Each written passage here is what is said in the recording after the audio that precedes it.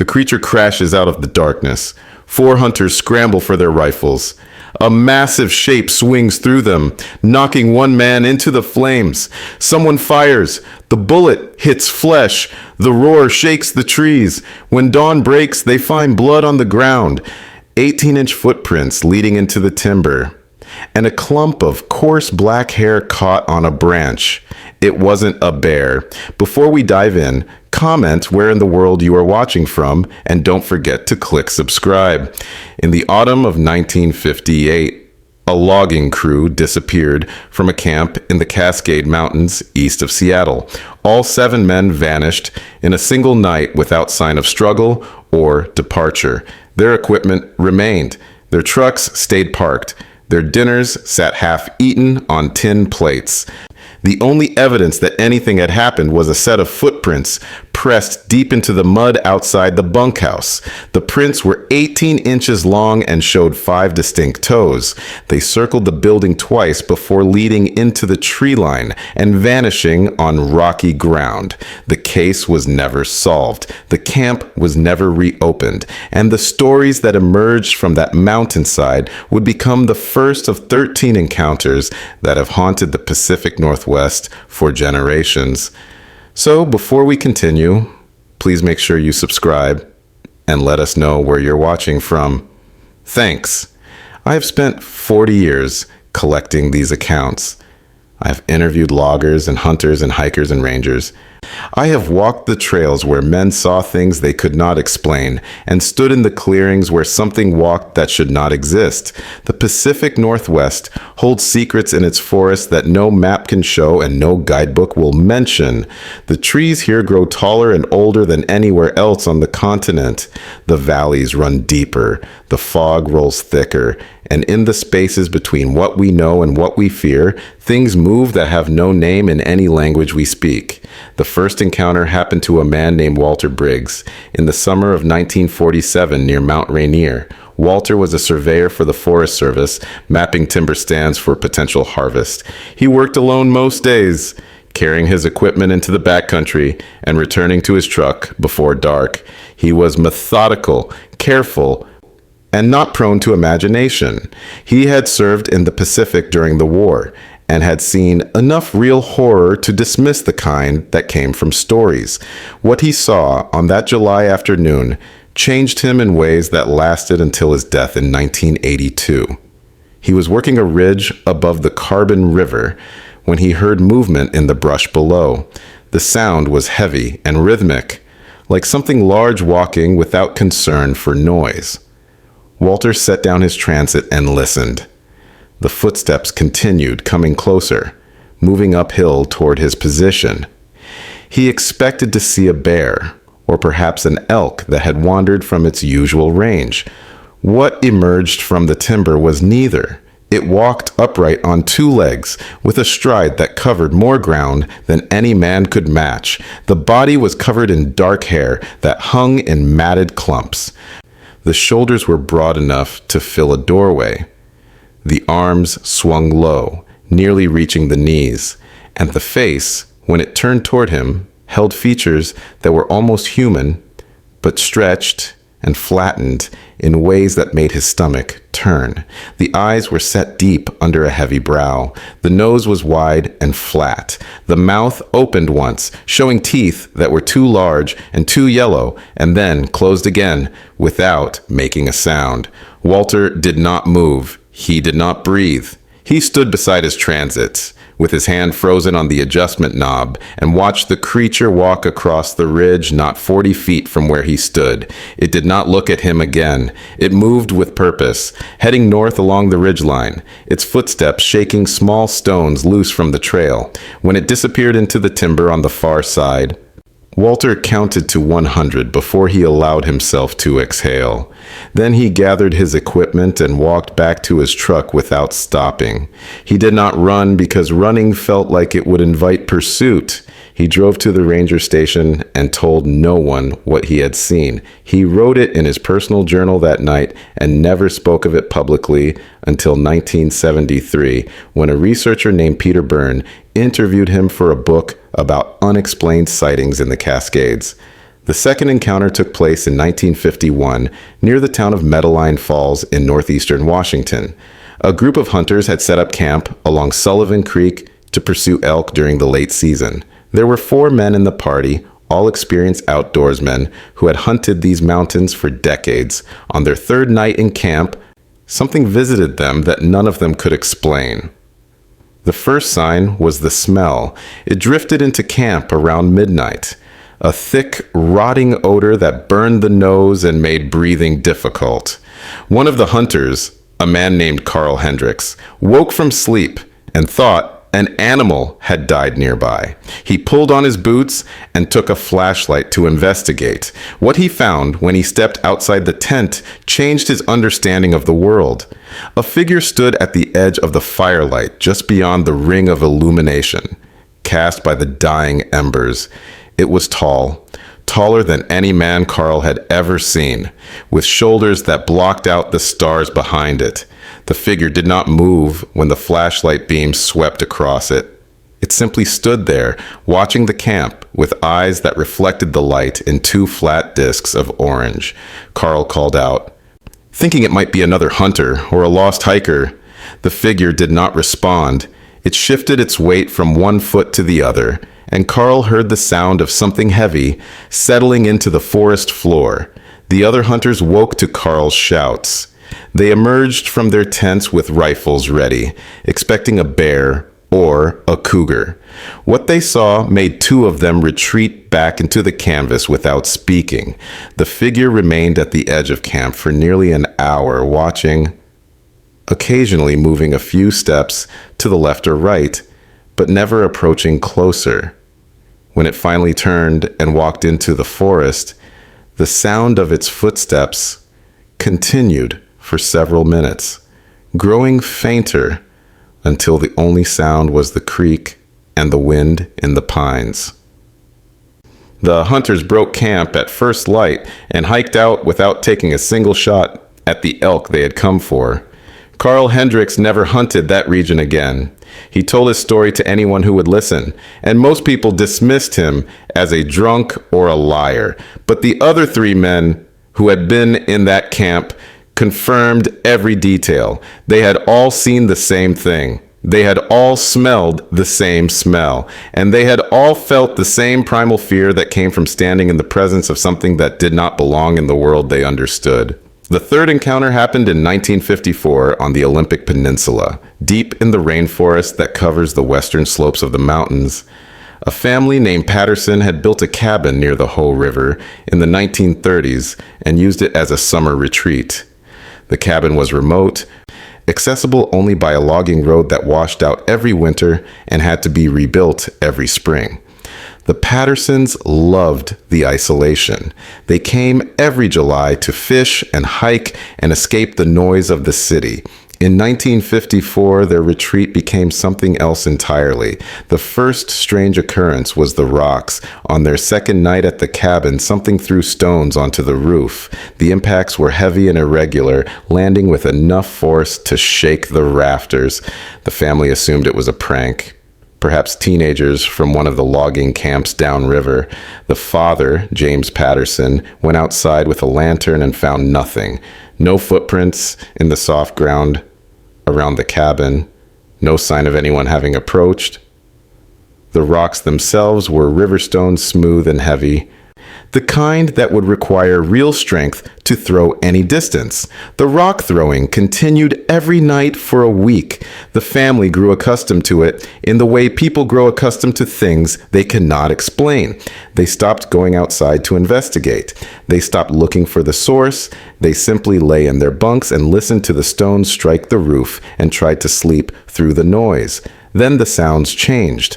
On the 8th night, something began circling the cabin. The footsteps were heavy and slow, each one distinct, moving around the building in a deliberate pattern. The family listened in silence as the footsteps completed one circuit, then another, then a third. On the 4th circuit, the footsteps stopped outside the window of the room where the children slept. James Patterson grabbed his rifle and went to the window. He pulled back the curtain and raised the lantern to the glass. What he saw made him drop the lantern and step back so quickly that he fell over a chair. A face was pressed against the window, looking in. The face was covered in hair, with deep-set eyes that reflected the lamplight and a mouth that hung open to show teeth. It watched him for a moment, then pulled back from the glass and disappeared into the darkness. The family spent the rest of the night huddled in the main room, with every lamp lit and every door barred. At dawn, they packed their belongings and drove out on the logging road without looking back. They never returned to the cabin. James Patterson sold the property the following year to a timber company that bulldozed the structure and planted seedlings over the clearing. The land has since returned to forest, and no one has built there again. The fourth encounter occurred in 1956 in the forests of Northern California, just south of the Oregon border. A road construction crew was building a section of highway through the Six Rivers National Forest when they began finding footprints in the fresh-poured concrete. The prints appeared overnight, pressed deep into surfaces that had been smooth and wet when the crew left at sundown. They were enormous, nearly 17 inches long, with 5 distinct toes and a heel that sank 2 inches into the material. The foreman, a man named Ray Wallace, photographed the prints and reported them to his supervisors. The story reached the local newspapers and then the wire services. Within weeks, the footprints had become national news. Reporters descended on the construction site. Scientists examined the evidence. Skeptics offered explanations ranging from bears to hoaxes. But the crew who worked that road knew what they had seen, and what they had seen went beyond footprints. One of the workers, a young man named Gerald Crew, had been staying late to finish a section of grading when he saw the creature that made the tracks. It was dusk, the light failing fast, and he was walking back to his truck when movement caught his eye near the tree line. A figure stepped out of the forest and stood watching him from a distance of perhaps 50 yards.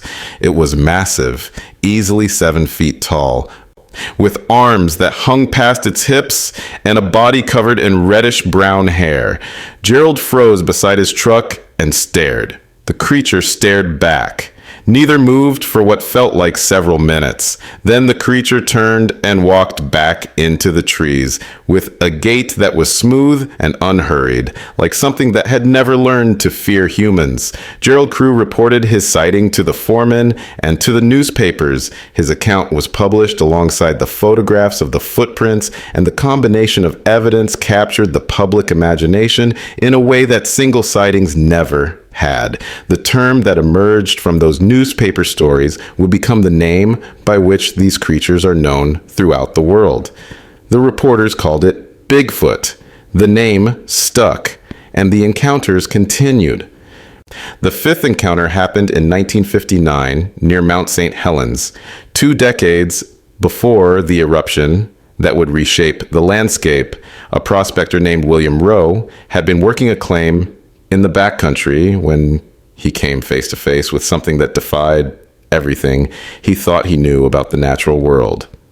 Rowe was an experienced outdoorsman who had spent 30 years in the wilderness of British Columbia and Washington.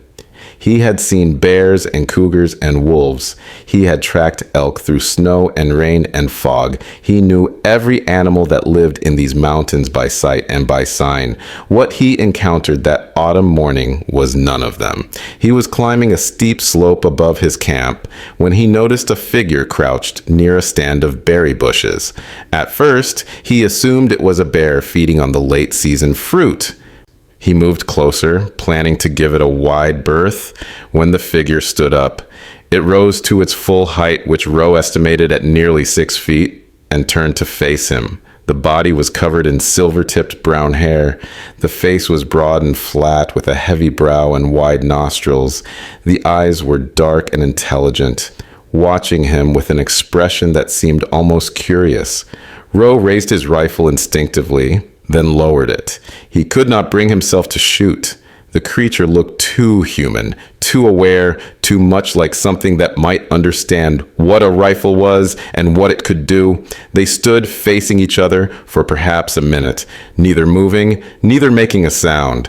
Then the creature turned and walked away, through the brush, moving with a fluid grace that seemed impossible for something so large. Roe watched it go until it disappeared over the ridge.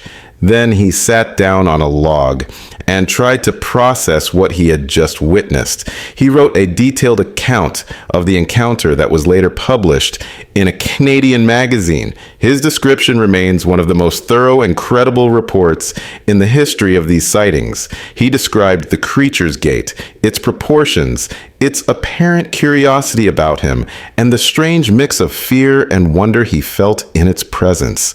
He noted the way the creature's muscles moved beneath the hair, the way its eyes tracked his movements, the way its breath fogged in the cold morning air. He estimated its weight at over 300 pounds, carried on a frame that was both human-like and utterly alien. He never saw another one, despite spending many more years in the same mountains. But he never stopped believing that what he had seen was real, and he never stopped wondering what else might be living in the forest that humans thought they knew.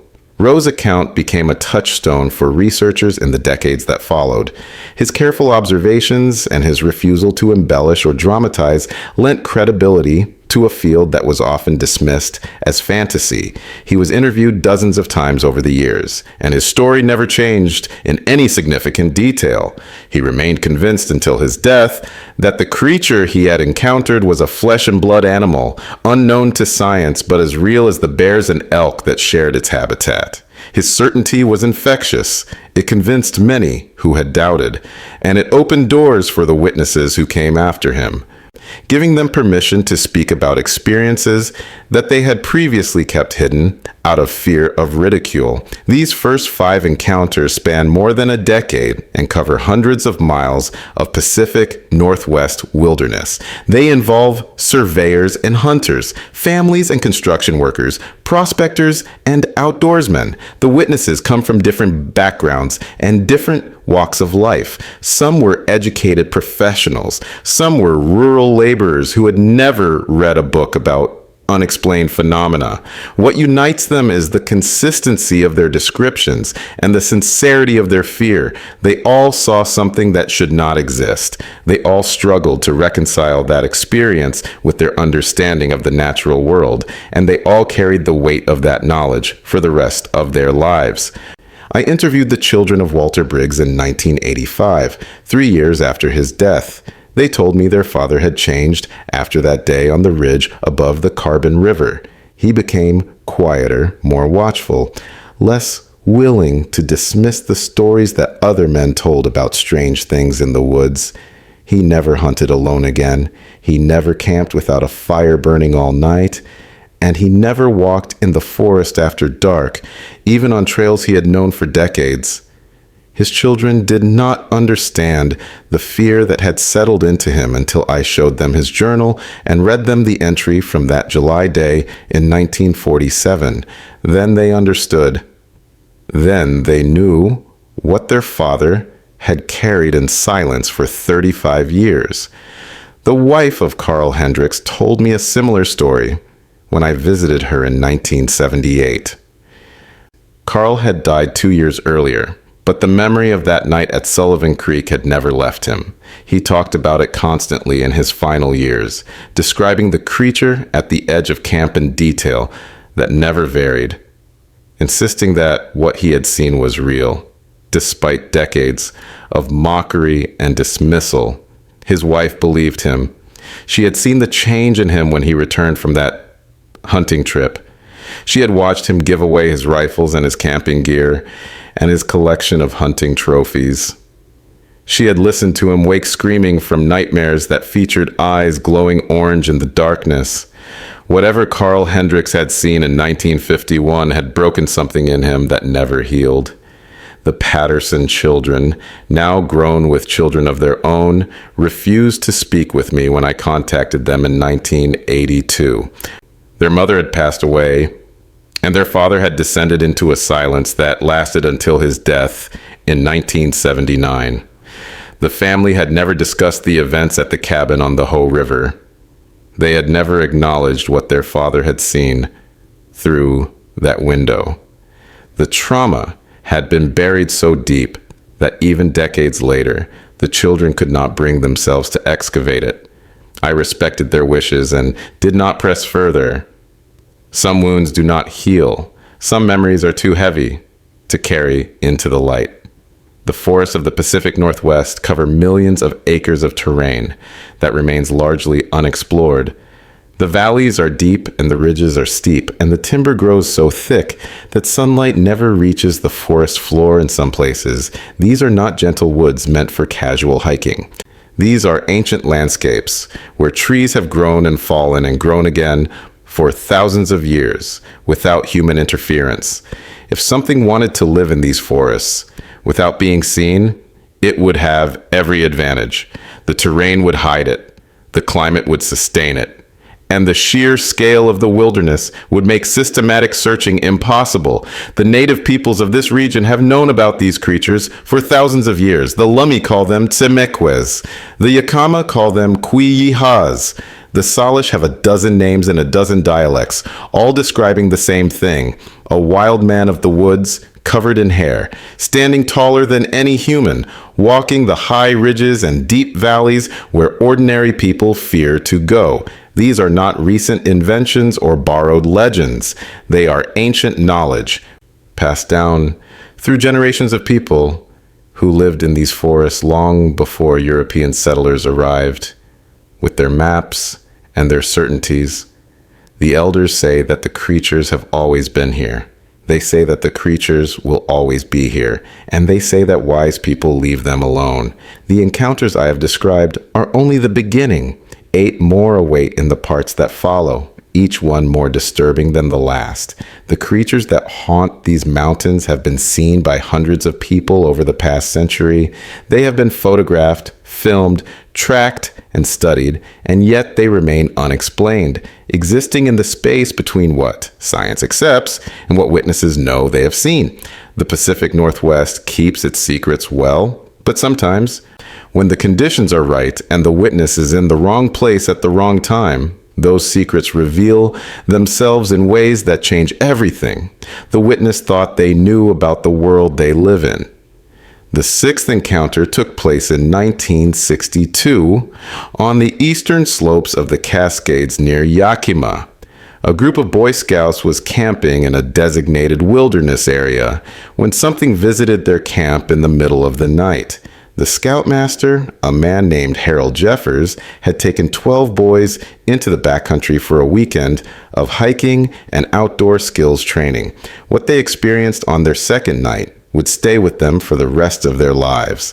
The trouble started around 2 in the morning. One of the boys woke to use the latrine and heard movement in the trees beyond the camp perimeter. He assumed it was a deer or perhaps a raccoon investigating their food stores. He finished his business and was walking back to his tent when he saw a shape moving between the trees. The shape was tall and dark and walked on 2 legs. The boy ran back to the scoutmaster's tent and shook Harold awake. Harold emerged with a flashlight and swept the beam across the tree line. The light caught something at the edge of the clearing, something that stood motionless, and watched them with eyes that glowed red in the beam. Harold shouted at it, thinking it might be a bear that had learned to stand upright. The thing did not move. It simply stood there, massive and silent, while the flashlight beam played across a body covered in dark matted fur. The other boys had woken by now and were crowding around the scoutmaster, some crying, some frozen with fear. Harold kept the light on the creature and began backing the group toward the center of the camp. The creature watched them retreat. Then it took a step forward. The step was slow and deliberate, covering ground that would have required 2 strides from a normal man. Harold raised his voice and shouted again, hoping to drive it off the way he would drive off a curious bear. The creature stopped. It tilted its head slightly, as if considering his words. Then it turned and walked back into the forest, its footsteps fading into silence. The scouts broke camp at first light and hiked out without completing their planned activities.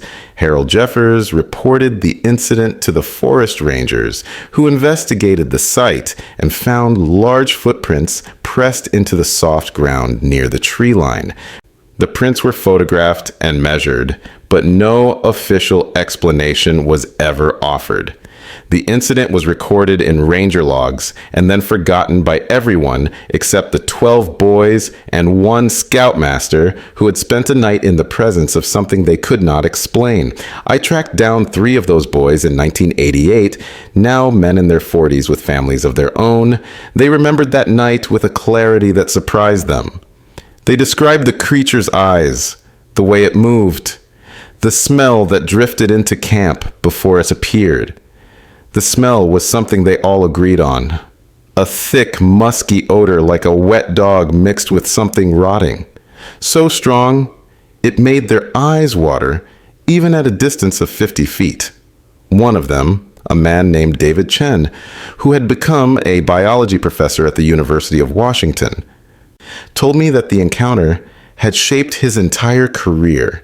He had spent his professional life studying primates, searching for some explanation that would reconcile what he had seen with what science told him was possible. He had never found one. He had come to accept that some things existed beyond the boundaries of what textbooks could explain. The experience had made him humble in ways that his colleagues did not always understand. Another of the boys, now a retired firefighter named Marcus Webb, told me he had never gone camping again after that night. He had spent his career running into burning buildings, facing dangers that would make most men flee, but he could not bring himself to sleep in a tent in the wilderness. The memory of those red eyes in the flashlight beam had never faded. He said some fears were rational, born from experience, and no amount of time could erase them. The 7th encounter happened in 1965 near the town of Elbe, Washington, in the shadow of Mount Rainier. A timber cruiser named Dennis Taylor was working alone in a stand of old-growth Douglas fir when he heard something approaching through the brush. The sound was heavy and irregular, like something large moving without regard for stealth. Dennis climbed a nearby tree to get a better vantage point and waited to see what would emerge. What came through the timber was not what he expected. A creature walked into the small clearing below his tree, moving on 2 legs with a rolling gait that covered ground quickly, despite appearing unhurried. The body was covered in black hair that hung in long strands from the arms and shoulders. The head was cone-shaped, rising to a point at the crown, and sat directly on the shoulders without a visible neck. The creature stopped in the center of the clearing and stood still, as if listening or smelling the air. Then it turned and looked directly up at the tree where Dennis was hiding. Dennis pressed himself against the trunk and tried not to breathe. The creature watched the tree for what felt like several minutes. Its eyes were dark and deep-set, and they seemed to focus on the exact spot where Dennis crouched among the branches. Then it made a sound, a low, rumbling vocalization that Dennis felt in his chest more than heard with his ears. The sound continued for several seconds before stopping abruptly. The creature turned and walked out of the clearing the way it had come, disappearing into the timber without looking back. Dennis waited in the tree for an hour before climbing down. He examined the ground where the creature had stood and found footprints sunk deep into the duff, each one nearly twice the length of his own boot. He photographed the prints with a small camera he carried for documenting timber stands, and then hiked back to his truck at a pace just short of running. He showed the photographs to his supervisor, who dismissed them as bear tracks distorted by soft ground. Dennis knew better. He had seen bears his entire working life. What he had seen in that clearing was not a bear. Dennis Taylor never went into the woods alone after that day. He requested reassignment to a crew that worked in groups, and he never spoke publicly about his encounter until I interviewed him in 1991. By then, he had retired from the timber industry and was living in a small town on the Oregon coast. He showed me the photographs he had taken that day. Faded now, but still clear enough to show the distinctive shape of the prints. He told me that he had spent 26 years wondering what would have happened if the creature had decided to climb that tree. He told me that wonder had kept him awake more nights than he could count. The eighth encounter occurred in 1967 in a remote valley of the Blue Mountains in northeastern Oregon. A rancher named Frank Mitchell was searching for cattle that had strayed from his summer pasture when he came upon something that changed his understanding of the world forever. Frank had been ranching in the Blue Mountains for 30 years. He knew every valley, every ridge, every stream crossing in his territory. He had tracked cattle through blizzards and droughts and forest fires. He had encountered bears and wolves and mountain lions. He had pulled calves from snowdrifts and chased off rustlers and buried friends who had died in accidents that were part of the cost of working this land. Nothing in his experience had prepared him for what he found in that valley on a September afternoon. The Blue Mountains are not as famous as the Cascades or the Olympics, but they hold their own secrets. The range stretches across northeastern Oregon and into Washington, a maze of ridges and valleys covered in pine and fir forests that thin to grassland at the higher elevations. Ranchers have grazed cattle in these mountains for generations, following patterns established by the earliest settlers. The land seems tame compared to the western ranges, more accessible, more forgiving, but the Blue Mountains have their wild places too, valleys so remote that no human foot touches them from one decade to the next. He was riding along a creek bottom when his horse began to act strangely. The animal refused to go forward, planting its hooves and rolling its eyes. Frank dismounted and tied the horse to a tree, thinking perhaps a cougar was nearby. He drew his rifle and walked ahead on foot, following the creek around a bend. What he saw on the other side made him stop so suddenly that he nearly fell. A creature was standing in the creek, bent over the water, drinking. It was enormous, easily 8 feet tall, even in its hunched position. The body was covered in reddish-brown hair that was wet and matted from the creek. The arms were long and heavily muscled, ending in hands that cupped the water and brought it to a mouth that Frank could not see clearly. The creature drank for perhaps 30 seconds, while Frank stood frozen on the trail. Then it straightened to its full height and turned to face him. Frank raised his rifle instinctively. The creature did not react to the weapon. It simply looked at him with eyes that were dark and deep, and held an expression that Frank could only describe as weary. There was no aggression in its posture, no threat in its stance. It looked at him the way a man might look at an unexpected visitor, with curiosity and mild annoyance, but nothing more. They stood facing each other for what felt like several minutes. Then the creature turned and walked up the opposite bank, disappearing into the timber with a stride that ate ground faster than Frank could have run. Frank did not follow. He stood on the creek bank until his heart stopped pounding, and then walked back to his horse. The animal was still agitated, pulling at its tether and whinnying. Frank untied it and rode back to his ranch without finding the cattle he had come for. He never told his wife what he had seen. He never reported it to the authorities. He kept the memory locked inside for 23 years, until I knocked on his door in 1990 and asked if he had ever seen anything strange in those mountains. He was 82 years old by then, weathered by decades of hard work and harder weather. He invited me in and poured coffee and told me the story in a voice that shook only once. When he described the expression in the creature's eyes, He said it was the look of something that had seen too much, something that was tired of being hunted and chased and forced to hide. He said he had felt ashamed of his rifle after that, ashamed of being part of a species that made other creatures afraid. He had never hunted again after that day. He had given away his rifles and his trophies and had spent the rest of his life raising cattle and mending fences and wondering what else might be living in the mountains he thought he knew. The ninth encounter happened in 1969 near a small logging town called Forks on the Olympic Peninsula. A group of loggers was working a remote timber sale when they began to experience disturbances that none of them could explain. The Olympic Peninsula is one of the most remote and least explored regions in the continental United States.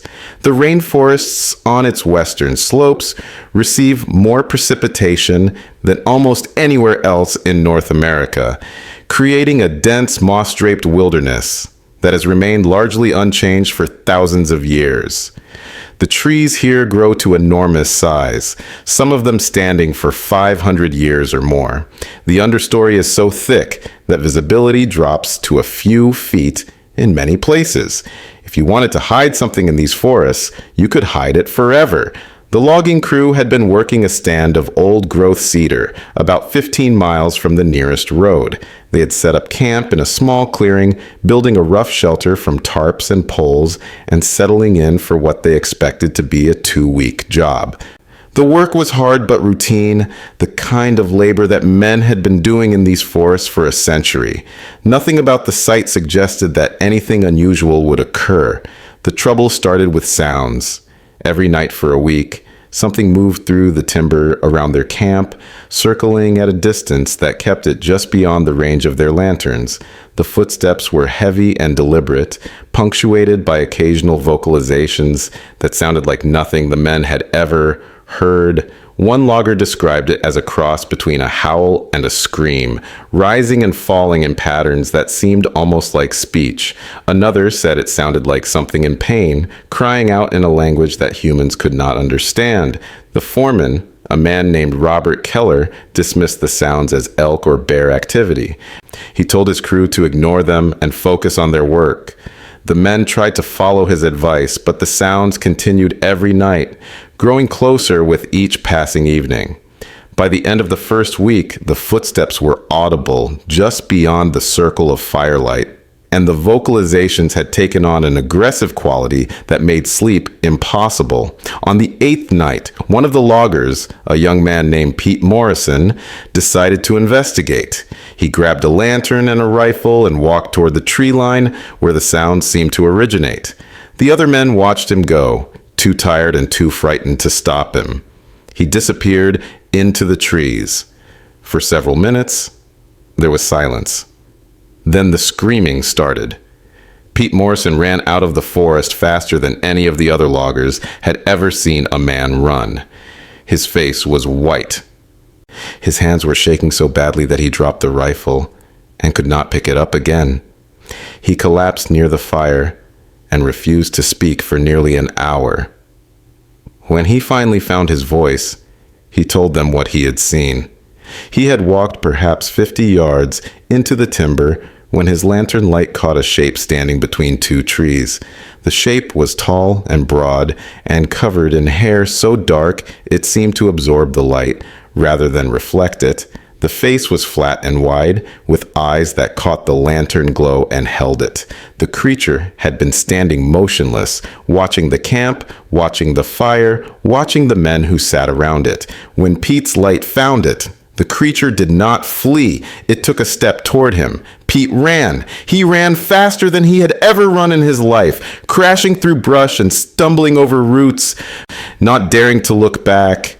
He heard the creature behind him for several seconds, its footsteps heavy and fast, gaining ground. Then the footsteps stopped. Pete did not stop. He burst out of the tree line and kept running until he reached the fire and the other men and the illusion of safety that their numbers provided. The crew abandoned the timber sale the next morning. Robert Keller reported the incident to the logging company, which sent investigators to the site.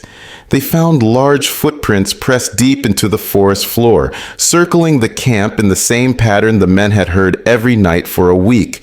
They found broken branches at heights that no bear could reach. And they found, in a small clearing 50 yards from the camp, a pile of deer bones that had been cracked open and sucked clean of marrow. The bones were fresh. The investigation concluded that the disturbances had been caused by bears, and the report was filed and forgotten. Pete Morrison never worked in the woods again. He moved to Seattle and took a job in a warehouse, far from the forests and the mountains and the things that lived in them. I found him in 1993, living alone in a small apartment near the waterfront. He was 61 years old and looked 20 years older. He told me the story in a flat voice, his eyes focused on something I could not see. He said he still dreamed about that night, about the face in the lantern light, about the footsteps behind him as he ran.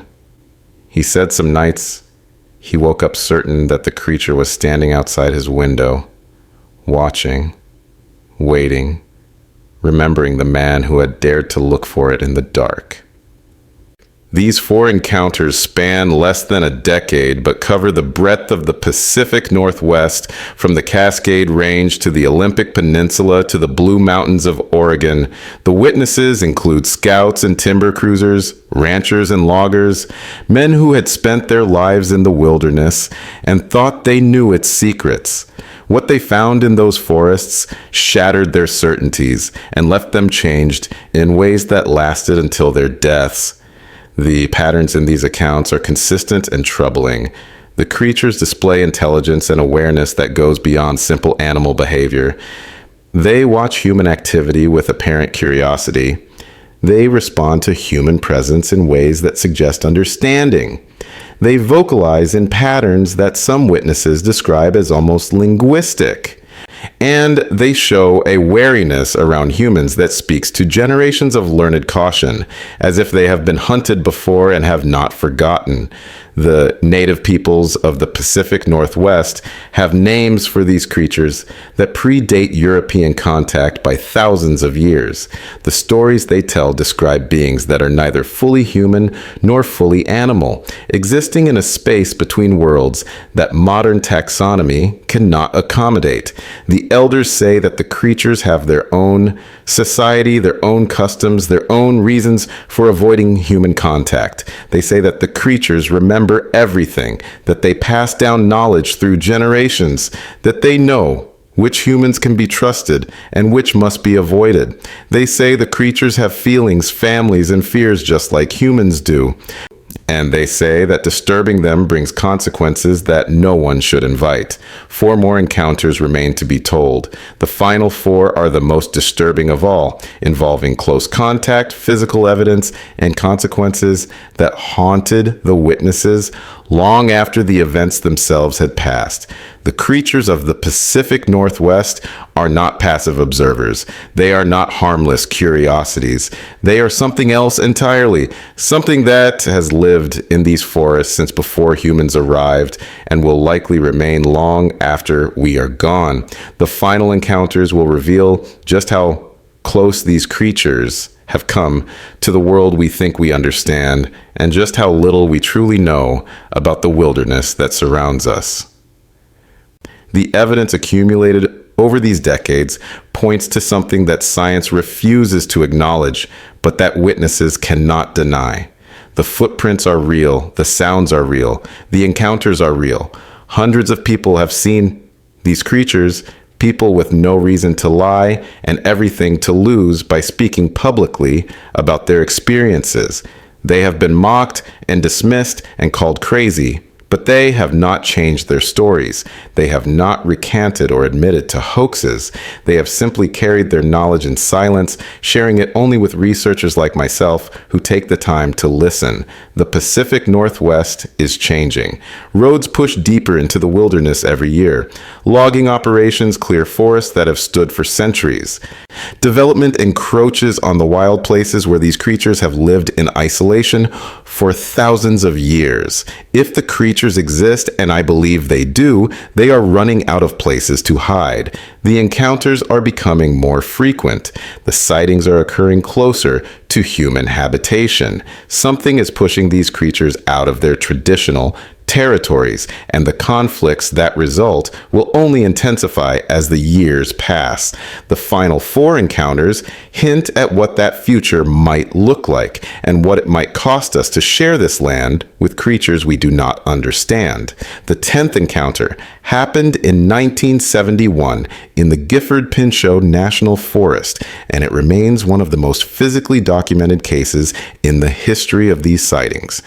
A forest ranger named Alan Whitfield was conducting a routine patrol of a remote trail system when he stumbled upon evidence that would change his life and his career. Alan had been a ranger for 15 years. He knew these forests as well as anyone alive, had walked every trail and mapped every watershed in his district. He had investigated reports of strange activity before and had always found mundane explanations. Bears, elk, hikers who had gotten lost or scared. Nothing in his experience had prepared him for what he found in a small meadow 3 miles from the nearest road.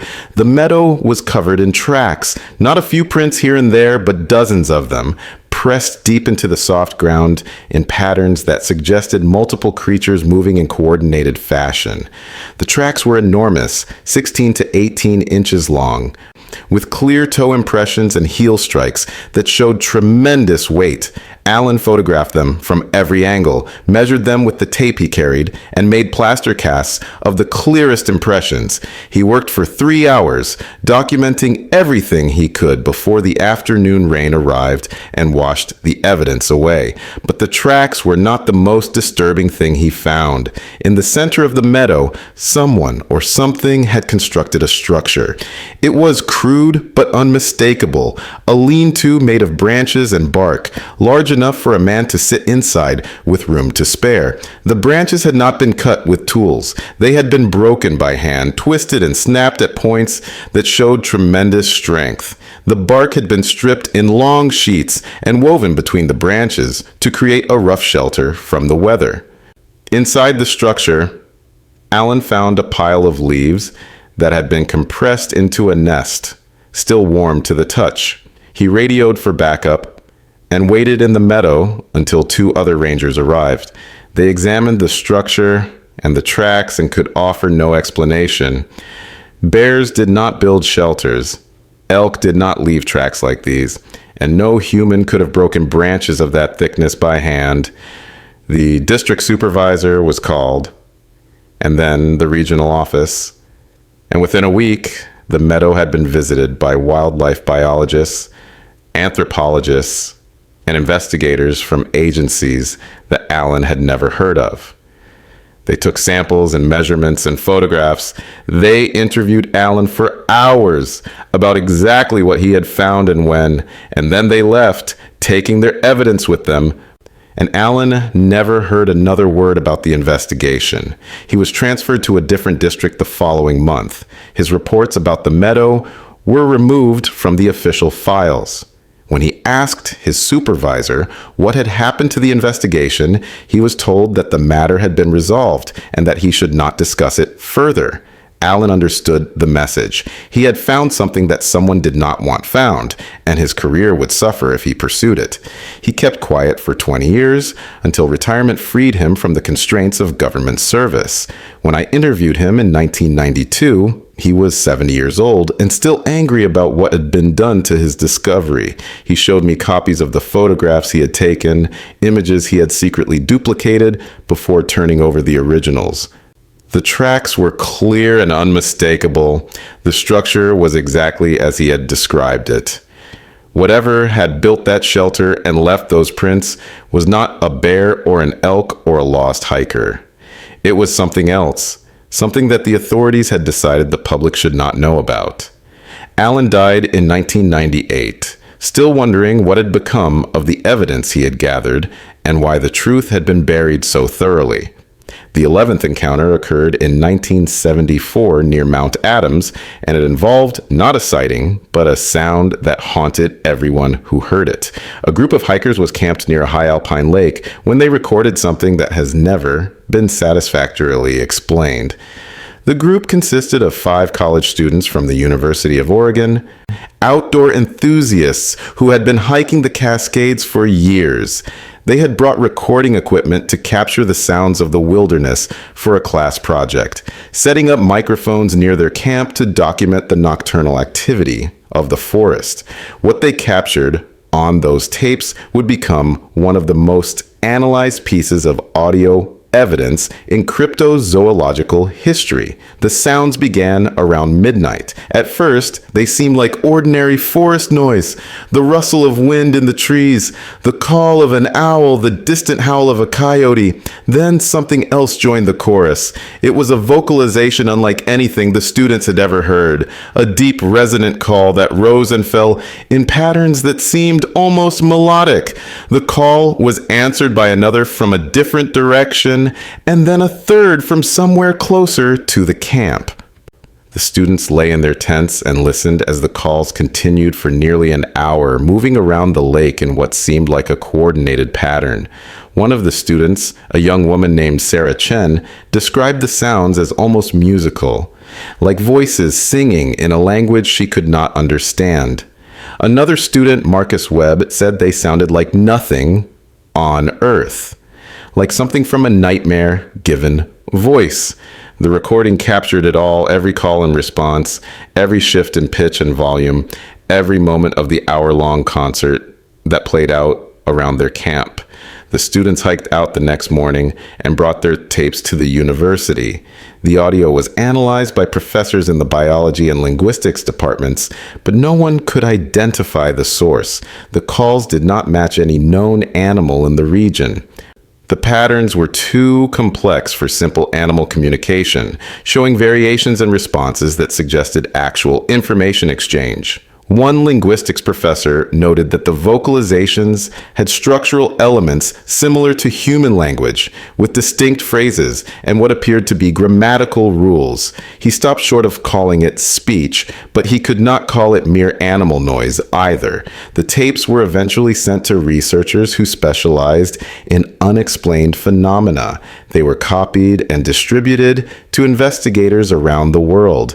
The Mount Adams recordings, as they came to be known, became a touchstone for those who believed that the creatures of the Pacific Northwest were more than simple animals. The complexity of the vocalization suggested intelligence, communication, perhaps even culture. Whatever had made those sounds was not a dumb beast howling at the moon.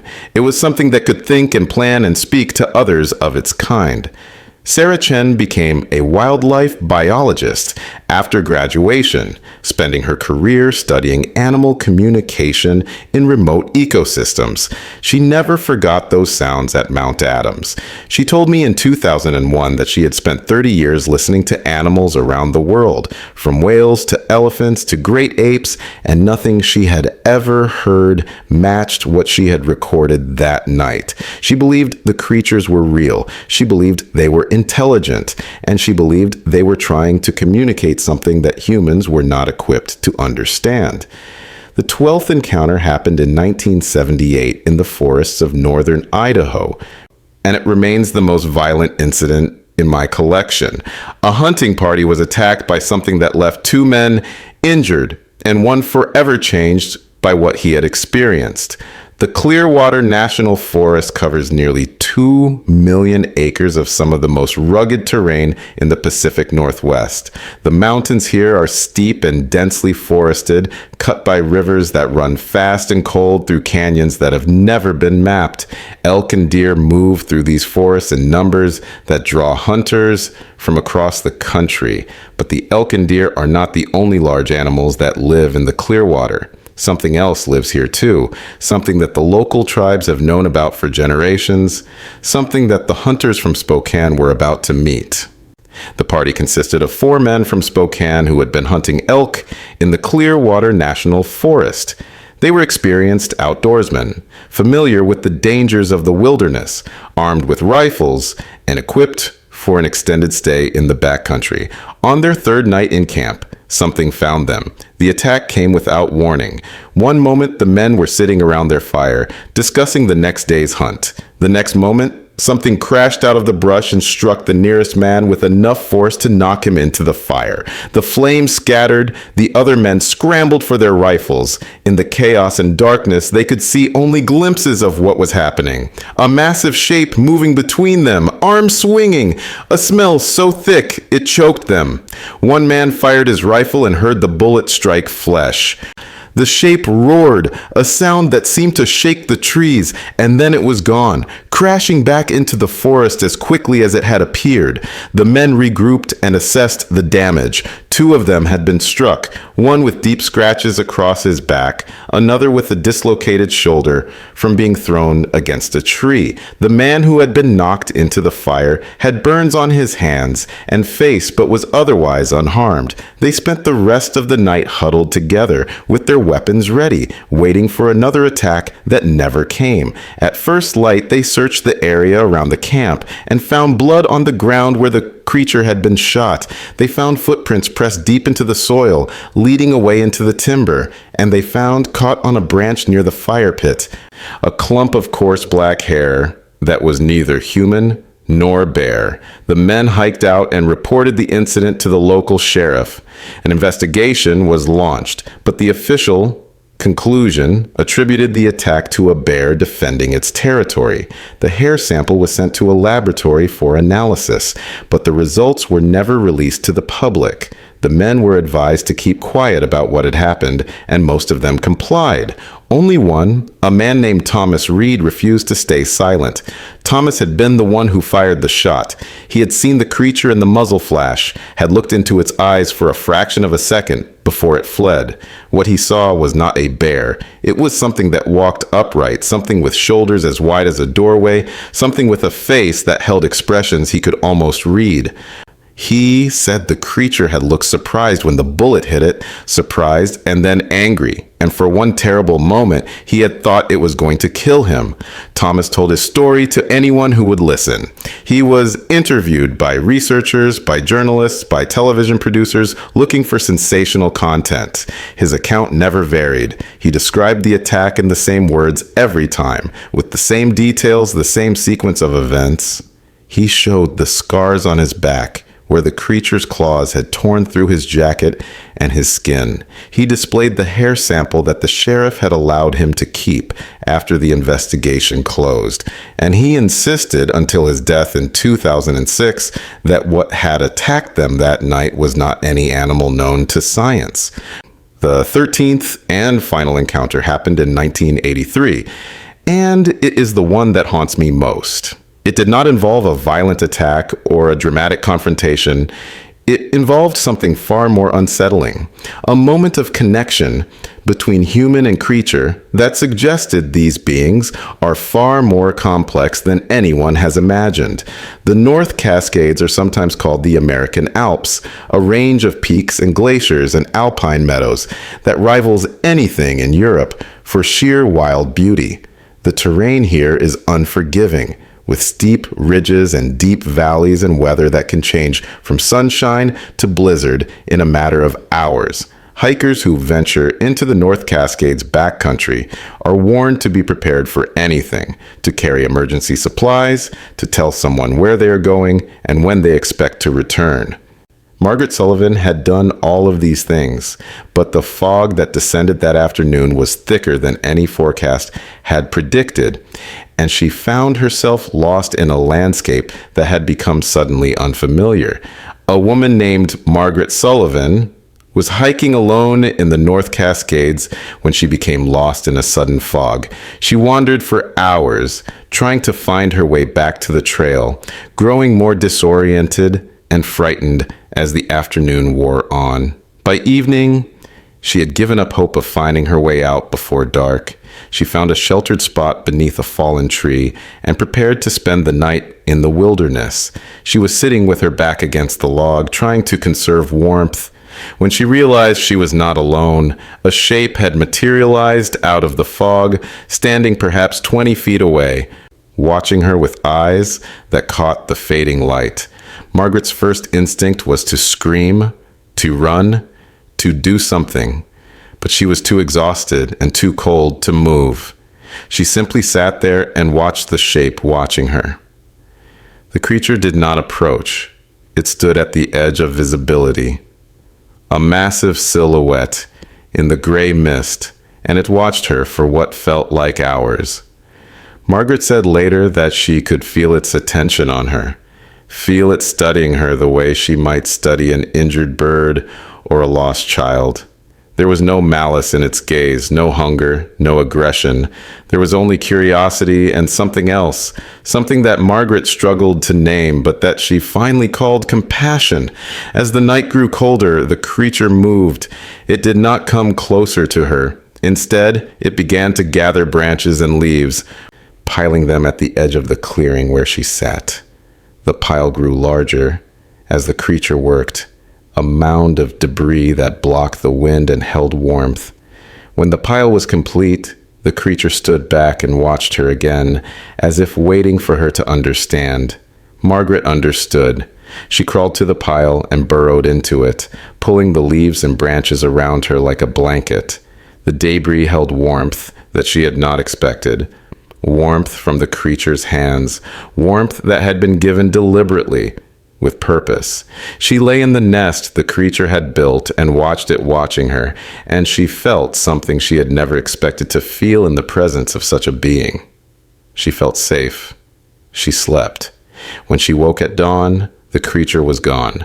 The fog had lifted, and she could see the trail she had been searching for. Less than 100 yards from where she had spent the night, she hiked out and told no one what had happened. Not her family, not the rangers, not anyone. She kept the story to herself for 15 years, until she read an article I had written about unexplained encounters in the Pacific Northwest and decided to contact me. I met Margaret in 1998. She was 62 years old, retired from a career as a librarian, living alone in a small house outside of Bellingham. She told me her story in a quiet voice, her hands wrapped around a cup of tea, her eyes focused on memories that had never faded. She said the creature had saved her life that night. She said it had shown her kindness when it could have shown her violence. She said she had spent 15 years wondering why, wondering what it meant, wondering if the creatures of the wilderness were something more than the monsters that popular culture had made them out to be. I have collected 13 encounters over 40 years of research. I have spoken with witnesses who saw creatures in the distance and witnesses who stood face to face with something that should not exist. I have documented tracks and structures and sounds and physical evidence that points to the presence of beings unknown to science. And I have come to believe that the creatures of the Pacific Northwest are real, that they have been here for thousands of years, and that they will be here long after I am gone. The truth of these encounters is not found in the physical evidence, though that evidence is compelling. The truth is found in the eyes of the witnesses, in the way their voices shake when they describe what they saw, in the way their lives changed after their encounters. These are not liars or attention seekers or delusional fantasists. These are ordinary people who experience something extraordinary and have spent their lives trying to make sense of it. The forests of the Pacific Northwest hold secrets that we have not yet discovered. The creatures that live in those forests are part of a world that exists alongside our own, hidden by terrain and climate, and the simple fact that they do not want to be found.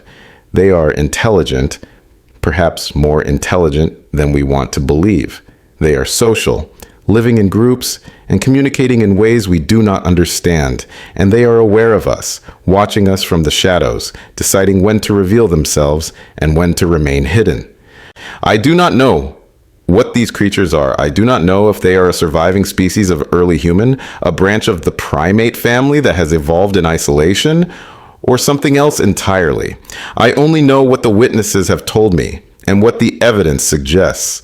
Something lives in these forests that has not been cataloged or classified or explained. Something watches us from the dark places where we fear to go.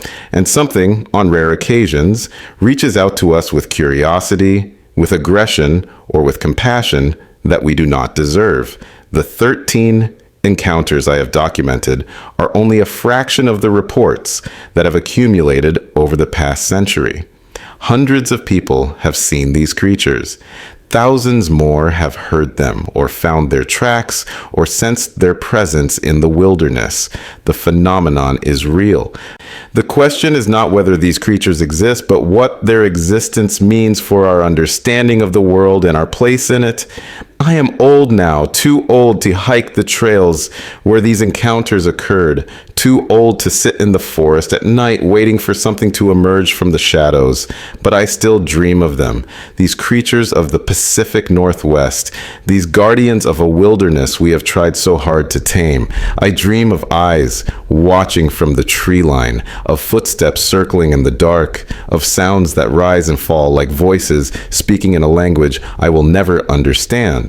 And I wake from these dreams, not with fear, but with wonder, knowing that the world is larger and stranger and more mysterious than anything I was taught to believe. The Pacific Northwest keeps its secrets well. The creatures that haunt these forests will continue to be seen by those who venture too deep into the wilderness, or stay too late on the trails, or camp in the wrong clearing on the wrong night. They will continue to leave tracks and build structures and vocalize in patterns that science cannot explain, and they will continue to watch us as they have always watched us, with eyes that hold intelligence and emotion, and something that looks very much like understanding. If you ever find yourself alone in the forests of the Pacific Northwest, remember the witnesses who came before you. Remember the encounters that changed their lives. And remember that you are not alone in those woods, that something is watching, that something has always been watching.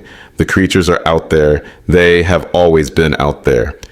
And they will be there long after the last of us has gone, walking the ridges and valleys of a wilderness that belongs to them, keeping secrets that we were never meant to know.